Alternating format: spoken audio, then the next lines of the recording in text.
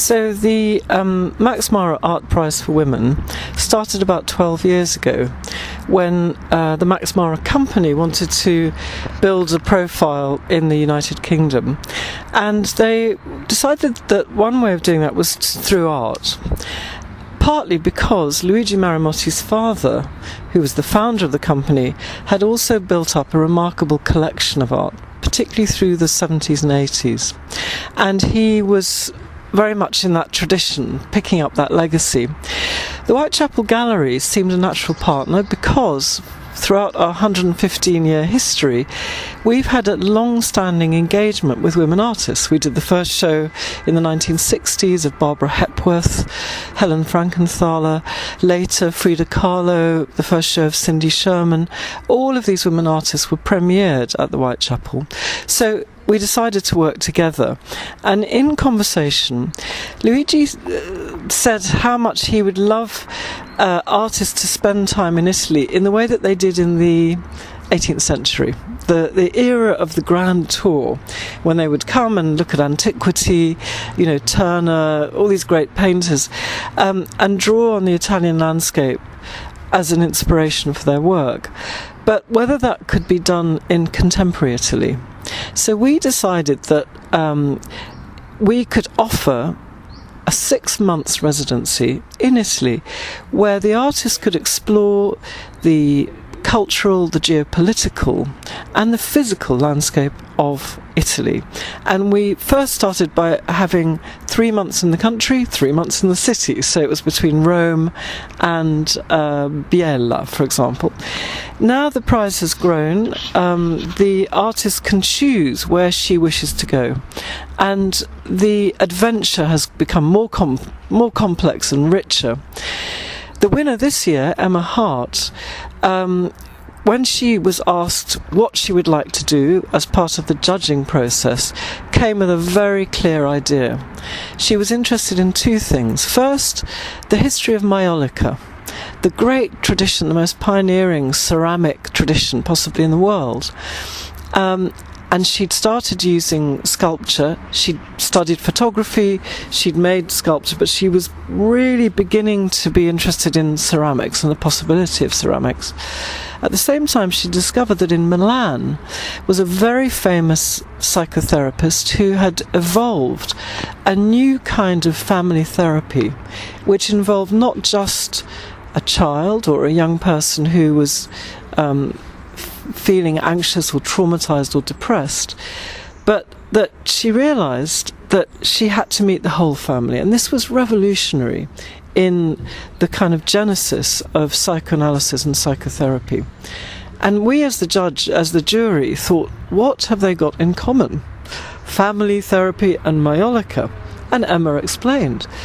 The history of Maiolica is also the history of families, because families would commission dishes to be made for weddings, births, deaths. They would often be in a dynastic tradition of inheritance, that these beautiful plates and dishes would be handed down over centuries from family to family. I mean, throughout one dynasty, through generations. And that was the connection. When she made that presentation, it was very clear to the jury that this was the winner. She knew exactly where she wanted to go, to Faenza, which has one of the greatest museums of ceramics in the world, and to Milan. And through her remarkable vision, she was able to bring these two apparently very, very distinct and unrelated areas of activity, and she brought them together in what I think is an astonishing installation. The work premiered in London earlier this summer, and our audiences were astonished to walk into a huge but very, very dark space. The first thing they saw were these pools of light on the floor, and because Emma has made jars, which are typically used for pouring milk or water, the lip of the jar becomes the point of a speech bubble. She saw the cartoon-like quality of that image. So the jugs are suspended from the ceiling and they throw down these pools of light, all of which are speech bubbles. So you get the impression of walking into a hubbub, a busy space of conversation. Not only that, but also people talking at the same time and probably not listening to each other. Then when we saw the jugs, they have these beautiful hands, they're monochromatic on the outside. But then as the experience unfolded, our visitors started to look inside the jug and found these richly coloured, almost iridescent, Maiolica-like motifs, which all come from trying to find a graphic expression for emotional states of being.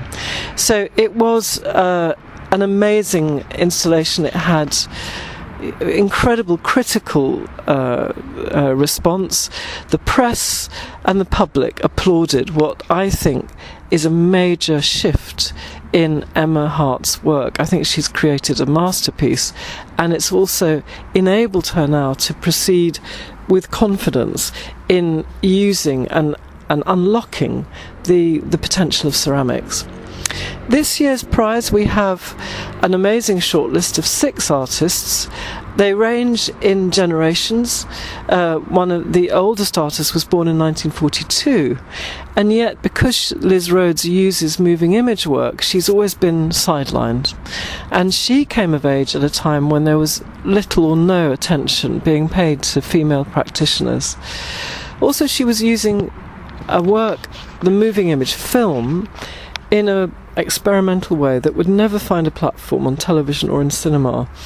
That pioneering work is now reflected across so many contemporary artists and now using moving image work, because with mobile phones and computers anyone can make a film. But she was almost alone in leading that exploration of a completely new medium, and so she's been ignored. And this prize, I think, is about emerging artists regardless of their generation. We also have 5 other artists.